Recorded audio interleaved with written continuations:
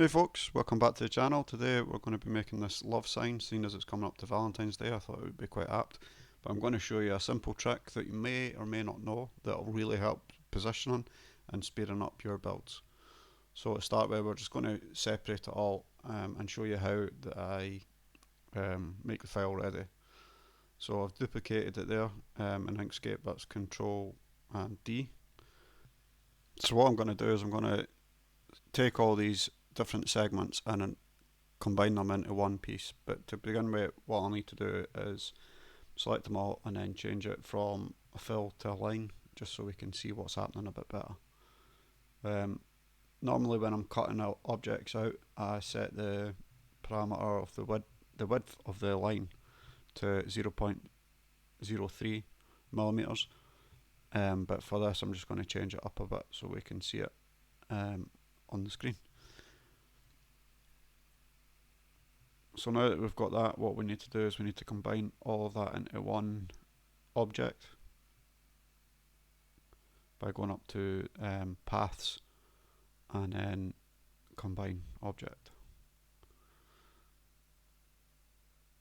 So we'll just select it, and then I went to the object instead of path here, and then go down and hit combine. And what that does is it just makes it all the same, all the toolpath the same object basically, like you can see there. So now that we've got that, what we can do is we can select both the objects and we can go up to path and select difference, and basically what that does is it punches, I think of it as a hole punch. It'll punch the front layer, so love in this case, out of the back layer, which is just the square.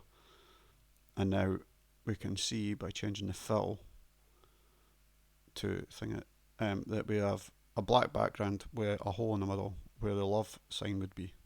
So now that we know it's worked, what we do is just change it back to a line, and then you can go in and see all these little bits that are left over from where the shadow would be. Just go ahead and delete them, we don't need them. This is just an extra step because of the type of design that I'm doing. You might not necessarily have this on your design, it just depends on what you're making really. The whole point of sharing this tip is for new laser engravers, people that have never really made their own files, bought files all the time, or are just new to the game completely. Thought it'd be a handy tip to share with you. So once we've got all these bits deleted, we can move on to the next part, which is making the file for the actual sign itself. So we're just going to move this one out of the way. Honestly, don't know why, but I really struggled to move this. It was just me, obviously didn't have enough coffee on the day that I was filming this. So yeah, we just drag it out of the way anyway, and then we're ready to crack on with the next part, which is the sign, the letters for the sign itself. So now we can just separate these out, and you can't quite see the shadow, so because it's on a white background, so I'm going to go ahead and change that to blue, and then we'll come back. Because of the way I designed this file, it's all segments, so it's all different pieces, and it's just a case of dragging them so they're in their own space and they're not going to interfere with cuts, make cuts bigger than they need to be, etc. like that. So yeah, I'm just dragging them about. But obviously, again, if you're doing mass production of these sort of things, you would nest them. You would take them separately, and you would have exactly the amount that you need for each sign that you're making or whatever it is, and nest them using the deep nest, and then put them on their own sheet. But because I'm just doing this as an example, I'm just going to have them slightly off the actual letters, so that it's easy for demonstration purposes really. And once I've done that, we're ready to pretty much go for the file itself.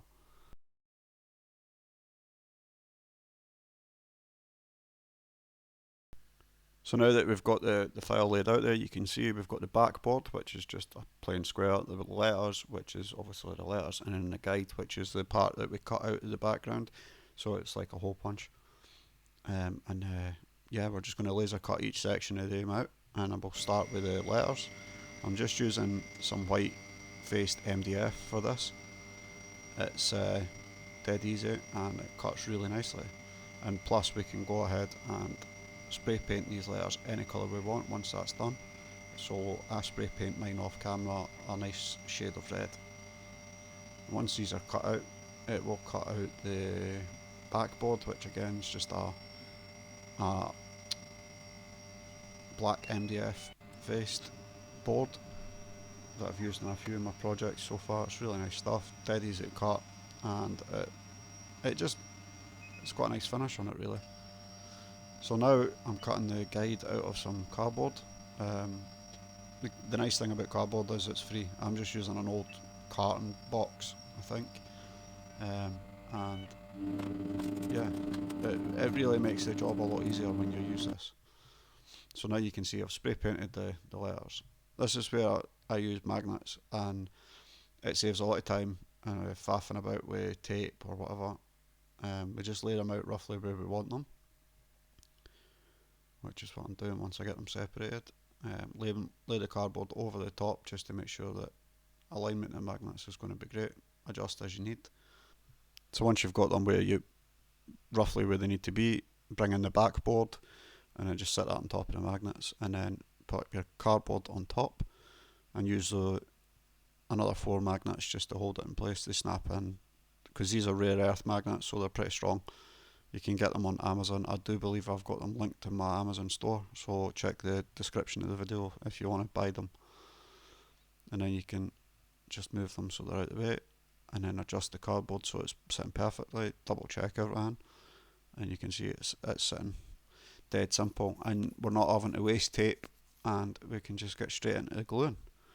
It's a really easy and straightforward way of lining up your designs on your backboard, and yeah, I recommend everybody give it a shot. So I'm just double checking the orientation of the O there, which can be a bit of a faff, especially with this one. It's not completely smooth round the outside, so you've got to make sure it's the right way around. Once it's all glued up, we just bang the other letters in and then work on the shadows after that. You've got to be careful that there's no overspill. I'm using CA glue again. It's listed in my store on Amazon if you want to check that out. It comes with an activator spray which you can or cannot use. It's up to yourself. But yeah, like I was saying, you've got to be careful when you're putting these in, because if it overspills, it might catch the cardboard and set that on the backboard as well, and then you've got a whole problem. But just the right amount of glue, you're fine. It's just a case of being dead careful. I think you'll agree that this way of doing it is quite efficient, and if you, like I say, if you're doing a multiple signs at the same time, you're not going to cut the letters out of the board exactly where you want them, so you would nest them. They'd be in all sorts of orientation on the laser, so having a cardboard guide like that really helps aligning things. And again, you can do it to suit any project that you might be making. I think that looks awesome, this sign. It really pops with that undershadow, and yeah, I hope this video's been of help.